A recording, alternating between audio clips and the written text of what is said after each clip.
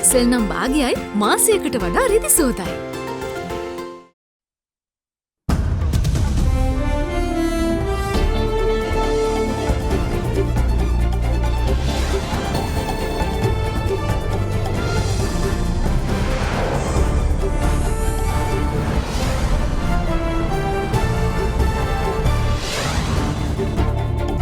Tonight, danger signs. The Sri Lanka Medical Association warns that the Delta variant is currently contained in the Western Province but could spread out soon.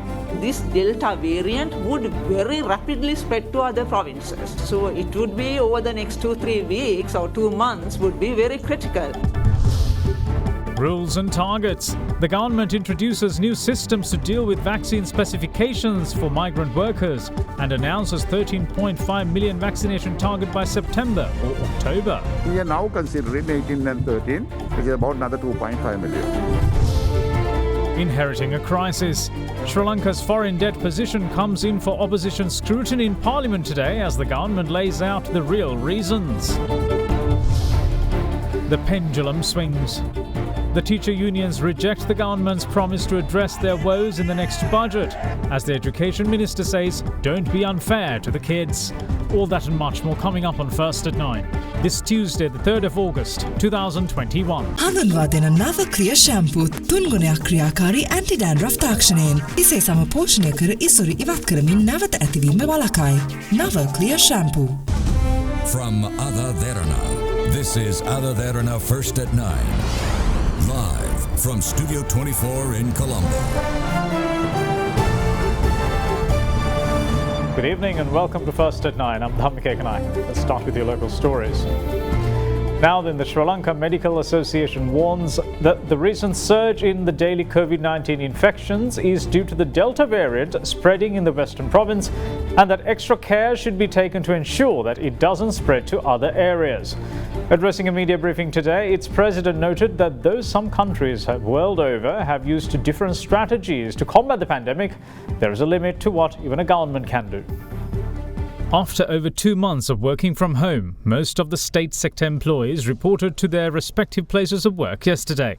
Over 1 million people are employed in the state sector, and to cater to their transportation needs, the interprovincial transportation services are also now in operation. Though the transportation service providers are urged to adhere to health and safety protocols, it doesn't look as if though the request is given much attention. Crowded buses and trains were a common sight both yesterday and today. The continuous warnings of the Delta variant of COVID-19 spreading in the community also looks to have fallen on deaf ears. We very confidently could say that if you go in a crowded bus and then if they are infected people, right, definitely that is a source of spread of infection. I would like to urge the authorities who are responsible for the provision of transport in Sri Lanka to look into the current problems where complaints are coming related to the overcrowding of transport vehicles, trains and buses. So I think they are efficient enough to manage this kind of thing because they have been doing this for many decades, managing transport facilities. Since the 29th of July, Sri Lanka started to report daily caseloads in excess of 2,000. The number of cases detected on the 29th of July stood at 2,370. 2,460 new infections were confirmed on the 30th, while 2,177 were reported on the 31st. And on the 1st of August, the caseload was 2,510. Yesterday, there were 2,420 new cases detected from the country, making it the 5th consecutive day of new infections over 2,000. The Gampha district recorded the highest number of new cases with 668. 286 infections were recorded from the Colombo district, while there were 274 new cases in the Kalathura district. That makes the Western Province the worst affected, with a daily caseload of 1,228. The highest number of new infections outside the Western Province yesterday came from Galle, with 270. A further 884 cases were recorded from the remaining 21 districts. 38 imported cases were also among yesterday's infections. As daily case numbers soar, medical experts continue to stress the importance of curbing the virus. They say that the dreaded Delta variant is contained in the Western Province for the time being.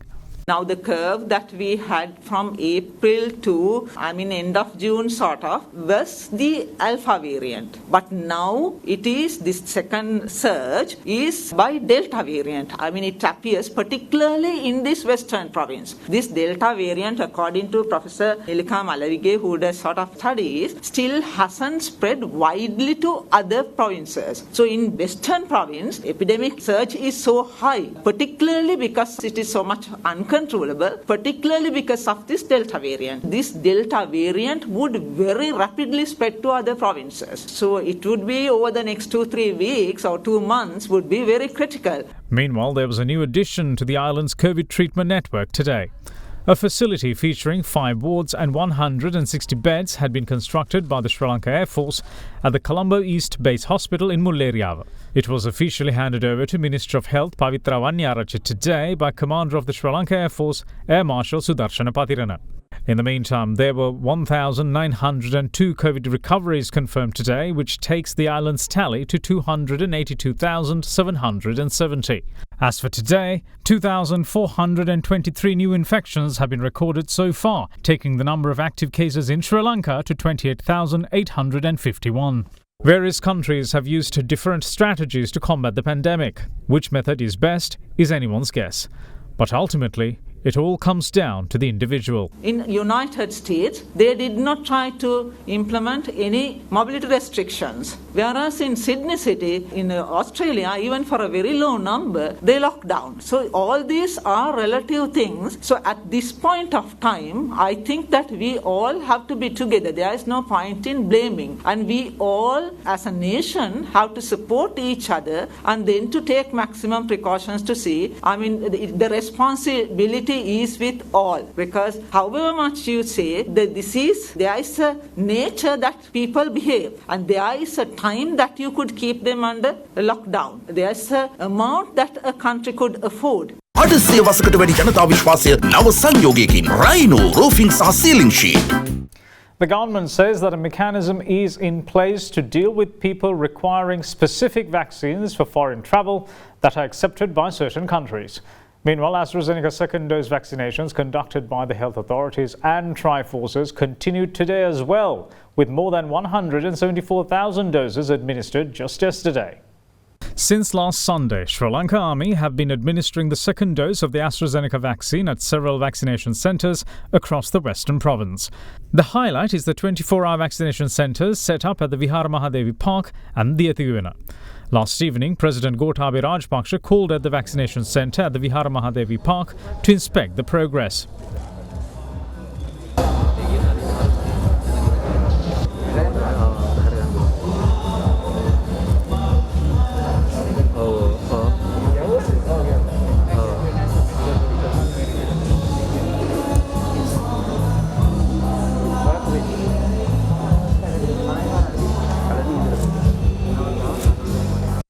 $174,985 persons had been administered with the second dose of the AstraZeneca vaccine yesterday. Yesterday also saw the first dose of the AstraZeneca vaccine being administered for the first time since the month of April. According to health authorities, 22,981 doses of the vaccine were administered in the Kegel district. As for the Sinopharm vaccine, 203,515 persons were inoculated as part of the first dose rollout, while 18,483 persons received their second dose of the jab yesterday. Meanwhile, 12 people got the first dose of their Pfizer vaccine and 6 more were given as the second dose. Further, 2,490 people were given the first dose of the Moderna vaccine. That put the total number of vaccinations done yesterday at 422,472. By last evening, 10,309,855 persons had been partially vaccinated, while 2,448,361 out of them were fully immunized.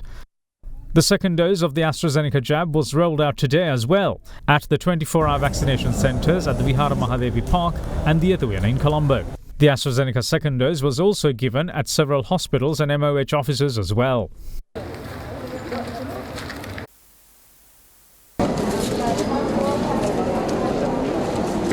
Everyone will be getting their dose of vaccine on the due date in the sense the planned date for this current program. So therefore, I would urge and request the public to be patient and wait until they are being called to get these vaccines so that there will be no unnecessary rush or gathering of people which has a risk of getting another cluster of COVID patients. The government has so far inoculated over 10 million of its population with a single dose of a vaccine against COVID-19.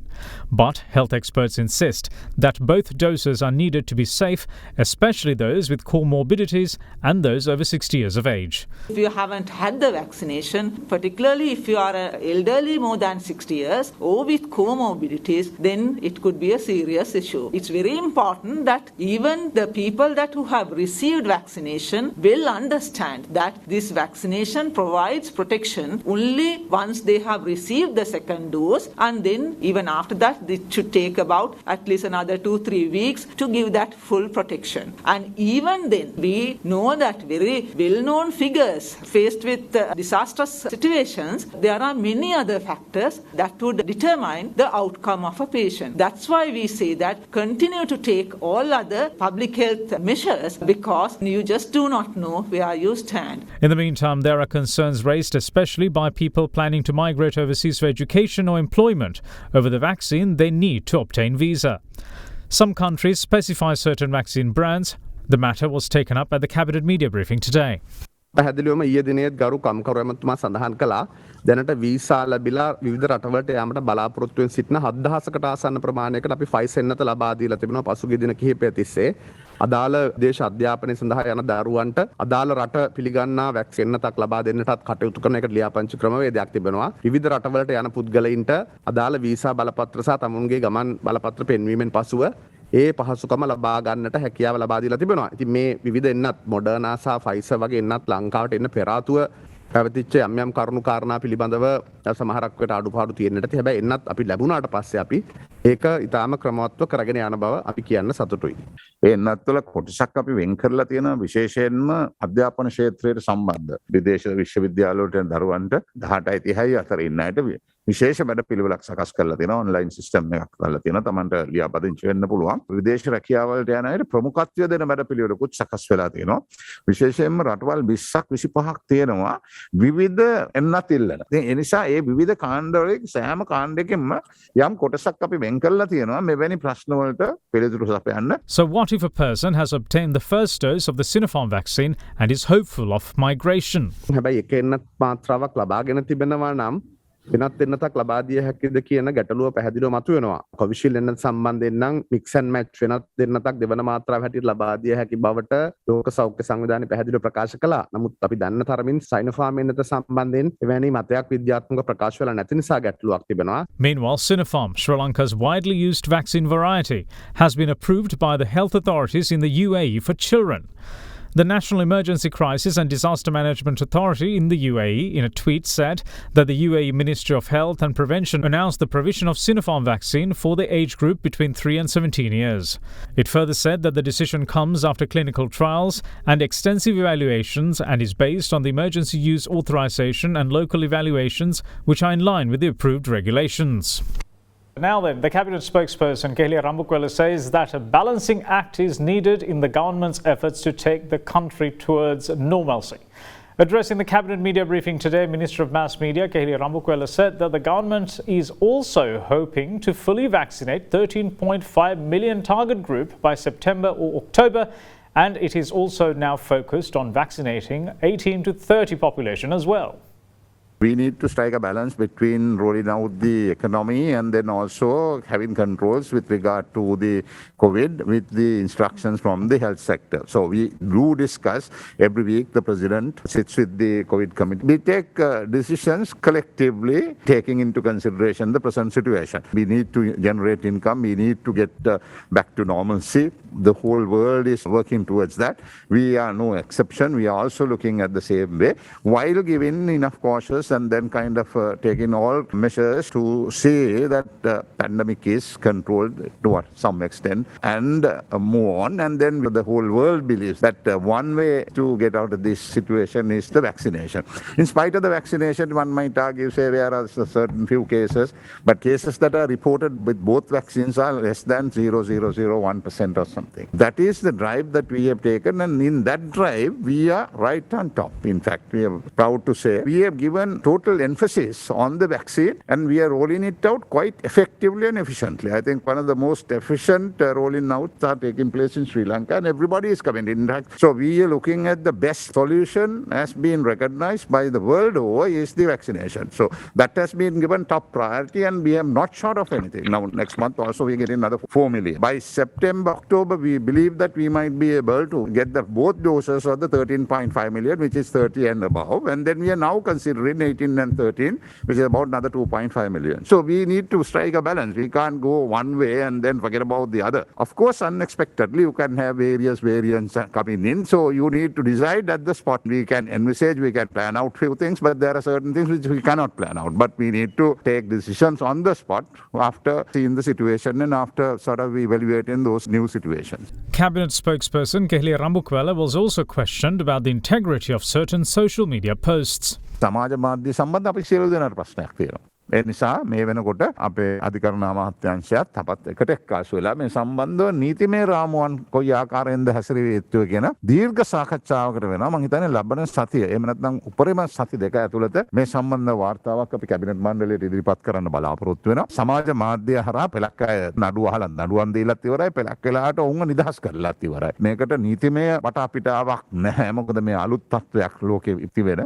ඒ සම්බන්ධව ගත යුතු ක්‍රියාමාර්ග සම්බන්ධව අපි මමත් අධිකරණ ඇමතුමත් cabinet පත්‍රිකාවක් ඉදිරිපත් කරා මීට මාස 2කට පමණ පෙර. ඒ සම්බන්ධව මේ වෙනකොට වාර්තාවන් මම ඊයේත් අලි ශබ්රි ගරු අමාත්‍යතුමාගෙන් ආපුවම ඊගාව සතිය වෙනකොට අවසාන ඩ්‍රාෆ්ට් එක අපිට ගෙන්න පුළුවන්. ඒ අනුව අපි පාර්ලිමේන්තුවට ඉදිරිපත් කරන්න බලාපොරොත්තු වෙනවා. In the meantime, the Cabinet has approved the establishment of a national radio channel for primary, secondary, higher and tertiary education to address the educational disparities caused by the COVID-19 pandemic. A channel of the Sri Lanka Broadcasting Corporation will be used for this purpose. The Cabinet has also given the green light to amend the compensation payments for deaths and complete or partial disability of persons, as well as property damages owing to attacks by protected wildlife, namely elephants, leopards, bears, wild buffalo and crocodiles. As such, the existing compensation sum of 500,000 rupees for loss of life will be increased to 1 million rupees. The compensation of 500,000 rupees paid so far for a complete disability, meanwhile, has also been hiked to 1 million rupees. The compensation sum paid for partial disability or physical injury has been increased to 150,000 rupees from 75,000 rupees. As for house and property damages caused by wild elephants, the compensation sum has been increased to 200,000 rupees from 100,000 rupees. We will see you once more on the other side of this break. Stay with us. Big 3. Welcome back. You're watching First at 9. Now, the country's fiscal position came under criticism from the Janata Vimukti Peramuna leader Anura Kumara Dissanayake in Parliament today, where he highlighted a growing gulf between government revenue and foreign debt payments. Responding to this, State Minister of Money, Capital Market and State Enterprise Reforms Ajit Nimad Cabral said that although the new government in 2019 expected to have received $18 billion in reserves, considering the $10 billion in sovereign bonds issued in the 5-year period, or 5 years prior, I should say, what it inherited was just $7.6 billion, lower than 2014 level of $8.2 billion. මේ 2021 වසරේ තමුන්නාන්සලා ඇස්තමේන්තු කළ තියෙනවා බිලියන 1961ක් උපයන්න රුපියල්. පසුගිය මාස 4 අප්‍රේල් 30 දක්වා උපයා තිබෙන්නේ බිලියන 482යි. ණය පොලි වාරිකය ගෙවන්න සිද්ධ වුණා බිලියන 366ක්. ණය වාරිකය ගෙවන්න සිද්ධ වුණා බිලියන 310ක්. ඒ කියන්නේ භාණ්ඩාගාරයට බිලියන 482ක ආදායමක් එනකොට බිලියන 676ක් ණය සහ පොලි වාරිකය ගෙවන්න සිදු වී තිබෙනවා. එයින් පෙන්눔 කරන්නේ අන් කවරක්වත් නෙවෙයි බිලියන 194ක් ණය පොලි වාරික ගෙවීම වෙනුවෙනුත් ණය ලබා ගත යුතු බව. සමහර විට සමහරක් අය ඉන්නවා අයිලා ලෙඩේ කියනවා. සමහරක් අය ලෙඩේ ලොකු කරලත් කියනවා. ලෙඩේ කියන්න පුළුවන් මිනිස්සු ඉන්නවා ලෙඩේට බේත් දෙන්න ඒ අයට තේරෙන්නේ නැති බවත් අපි තේරුම් ගන්න අවශ්‍යයි. බොහෝ දෙනෙක් කතා කරන මේ ණය පිළිබඳව. ණය අපිට ගෙවා ගන්න බැරි වෙයි. අපේ රටේ ණයබරතාවය 2005 දී 91ක් හැටියට තමයි තිබුණේ දළදේශීය නිෂ්පාදිතයේ ප්‍රතිශතයක් හැටියට. අපි ක්‍රමක්‍රමයෙන් ඒක අඩු කරගත්තා 71 දක්වා. රටේ විදේශීය ණයබරතාවය 2004 දී තිබුණා 48ක පමණ ප්‍රමාණයක් දළදේශීය නිෂ්පාදිතයේ ප්‍රතිශතයක් හැටියට ඒක අඩු වුණා 30 දක්වා. ස්වෛරීය බැඳුම් කර ප්‍රමාණය ඒ කාලේ බිලියන 5යි. දළදේශීය නිෂ්පාදිතයේ බිලියන 80ක් වුණාම ප්‍රතිශතයක් හැටියට තිබුණේ 6.25ක්. අනිකුත් සියලුම ණයබරතාවය ඇමරිකානු ඩොලර් බිලියන 19යි. සම්පූර්ණ බිලියන 24යි ඒ කාලේ වෙනකොට. බිලියන 24 තිබිච්ච ආර්ථිකය බිලියන 80 දක්වා වර්ධනය කෙරුවා. 2019 වෙනකොට මොකද උනේ? මේ ඉතින් කතා කරපු පාර්ශ්ව දෙකම මම හිතන්නේ ඒකට හවුල් වෙච්ච කණ්ඩායම්. ඒ අය ණයබරතාවය වැඩි කරගත්තා. 24 තිබිච්ච ඇමරිකානු ඩොලර් බිලියන 35 දක්වා වැඩි කරගත්තා. දළදේශීය නිෂ්පාදිතය වැඩි කරගන්න පුළුවන් උනේ ඇමරිකානු ඩොලර් බිලියන 80 සිට 84 දක්වා පමණයි. විශේෂයෙන්ම ස්වෛරී බැඳුම් කර පෙළ තිබිච්ච ණයබරතාවය 6.2 ණයබරතාවය 18 දක්වා වැඩි වුණා. පොලි අනුපාතය වැඩි කරගත්තා 7.8 දක්වා 5.8 තිබිච්ච පොලි අනුපාතය ඒ හරහා බිලියන 1ක පමණ වැඩිපුර මුදලක් ඩොලර් වලින් රටේ ණය සර්විසිං හැටියට අවුරුද්දකට ගෙවන්නට සිදු වුණා. මේ තත්ත්වය තමයි අපි 2019 අග වෙනකොට බාරගත්තේ. ටැක්ස් ගහලා වර්ධන වේගය වැඩි කරගන්න බෑ. සමහර අයට ඒක තේරෙන්නේ නැහැ. ඒගොල්ලෝ හිතනවා ටැක්ස් ගහන්න රජයේ ආදායම වැඩි වෙයි කියලා. රජයේ ආදායම වැඩි වුණාට මේ අනිත් පැත්තෙන් පොලිය අනුපාතය වැඩි වෙලා පොලියේ වියදම වැඩි වෙනවා නම් ඒකෙන් කිසිම ප්‍රයෝජනයක් වෙන්නේ නැහැ. ස්වෛරීය බැඳුම් කර බිලියන 10ක් අවුරුදු 5 තුලදී නිකුත් කිරීම නිසා අපේ රටේ තිබිච්ච සංචිත ප්‍රමාණය හරිනම් තීනට තිබුණේ බිලියන 18ක්වත් අඩු තරමින්. මම මහ බැංකුව අධිපතිවරයා හැටියට නික්ම වෙලා යනකොට 2014 අග වෙනකොට රටේ තිබිච්ච සංචිත ප්‍රමාණය බිලියන 8.2යි ඩොලර් වලින්. ඒක අඩු වෙලා තමයි අපිට බාර දුන්නේ බිලියන 7.5ක් හැටියට. එතකොට ඒ කියන්නේ 10ක් ණයට අරගෙන තිබිච්ච 8ත් එකතු කරගත්තා 18ක් තියෙන ඕන තැන ලබා දුන්නේ 7මාරක් පමණයි. ඉතින් ඒ නිසා අපිට යම් කිසි පීඩනයක් තිබුණා. අපිට අර පිරිබැස්මකින් ඒ වැඩ කටයුතු කරන්න සිදු වුණා. අපිට import restrictions ගේන්න සිදු වුණා. ඒ හරහා අපිට පාලනය කරගන්න පුළුවන් වුණා මේ. ඉදිරි කාලය තුලදී අපි ණය ගෙවනවා. එහෙම ණය ගෙව්වම 2020 දී ස්වෛරීය බැඳුම් කර තවදුරටත් අඩු වෙනවා. 2021 දී ස්වෛරීය බැඳුම් කර ප්‍රමාණය 15ක් දක්වා අඩු වෙනවා අපේ ණයබරතාවෙන්. 2022 දී ඒක 13 දක්වා අඩු වෙනවා. 2023 දී 11 දක්වා අඩු වෙනවා. එතකොට යම් කිසි ස්ථායී භාවයක් අපිට ඇති කර ගන්න පුළුවන් වෙනවා. 2021 අග වෙනකොට අපේ රටේ සංචාරක ක්ෂේත්‍රය නැවත අපි ඉදි කර ගන්න බලාපොරොත්තු වෙනවා. තව විකල්ප තියෙනවා. Now moving on with other local stories, responding to the ongoing strike action by teachers and principals in Parliament today, Education Minister Professor G.L. Pires said that the impact of the trade union action has hit students from underprivileged backgrounds the most, adding that unions must think about whether it is fair to continue with their demands. This, he said, after the government has already announced that any solution to their salary anomalies will be addressed in the next budget, where it can be a more broad-based solution instead. The subject of the current island-wide strike action by teachers and principals was taken up in Parliament today. Samagi Janbalawegya MP Rohini Vijayaratne urged the government to immediately give the unions an assurance and a timeline for the issues to be solved and get them back to work. දැන් ගිය අයවැයේදී ඔබතුමා කිව්වා ඒ අයවැයෙන් දෙනවා කිව්වා. ශනික අතුරු දීමනාවක් දෙනවා කිව්වා. දැන් ආපහු ඉතිරි අයවැය ගැන කතා කරනවා. අපි දන්නවා රටේ මුදල් ප්‍රශ්නයක් තියෙනවා. නමුත් ගුරුවරු කියන්නේ නැහැ දැන් අපිට වැටුප දෙන්න කියලා. අද ගුරුවරු කියන්නේ දෙන දවසක් කියන්න අපි අයින් වෙනවා. ඒ අය දන්නවා මේ වෙලාවේ ආණ්ඩුවට සල්ලි නැහැයි කියලා. මම දැන්නම කිව්වා ඒ පිළිබඳව අපි පියවරක් ගන්නවා.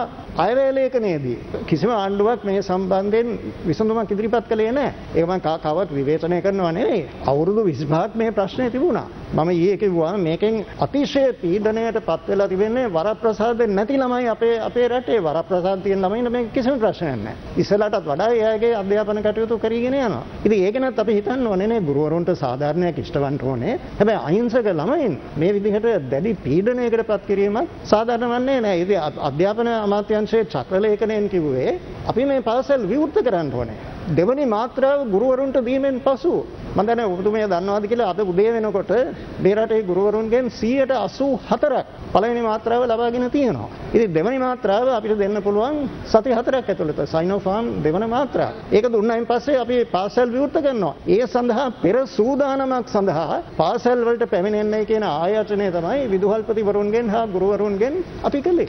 However, teacher trade union representatives have rejected the government's proposals, vowing to kick their strike action into high gear.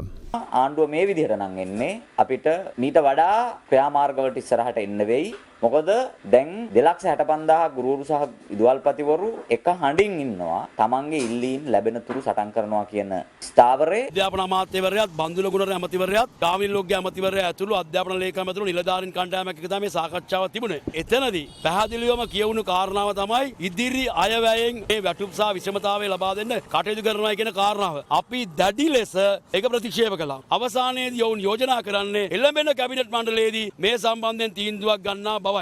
Now, the police have found scribblings on a wall in the room where 16-year-old Ishalini was given lodgings at MP Rishad Badidin's residence. The sentence is written using English letters, but with a Tamil meaning. The police say that the meaning is cause of death. The room in which 16-year-old Ishalini, who died of burns sustained at MP Rishad Badidin's residence, was inspected by the Government Analyst Department and Scene of Crime officers yesterday. The reason is a sentence written on the wall of the room occupied by her. The sentence had been written in English language letters with a Tamil meaning. As such, forensic handwriting experts of the Government Analysts Department launched a probe into the matter yesterday. Yesterday, the investigation officers have recovered a sentence that is written on the wall of the room where the girl was accommodated at the minister's residence, and the sentence has been written in English with a Tamil meaning. It is En Sauku Karanam. The cause of death is the meaning of that sentence, and we have informed the officials of Government Analyst Department, and 4 officials from the Government Analyst Department visited the scene yesterday, and they have taken photographs in respect of the sentence that is on the wall. In addition to that, we have recovered school textbooks and the school books used by the deceased when she was schooling, and we are going to send those school books with deceased handwriting to get a clarification from the government analyst, the examiner of question documents in respect of the issue. We are expecting the expert panel report in respect of the second postmortem. Accordingly, we can continue with further investigation. In the meantime, our correspondent in Nuwara contacted late Ishalini's brother by telephone. When told of the sentence scribbled on the wall, he had said that his sister did not have a level of education which enabled her to write such in English. And that's it from all of us here at First at 9. Thanks for watching. Bye-bye.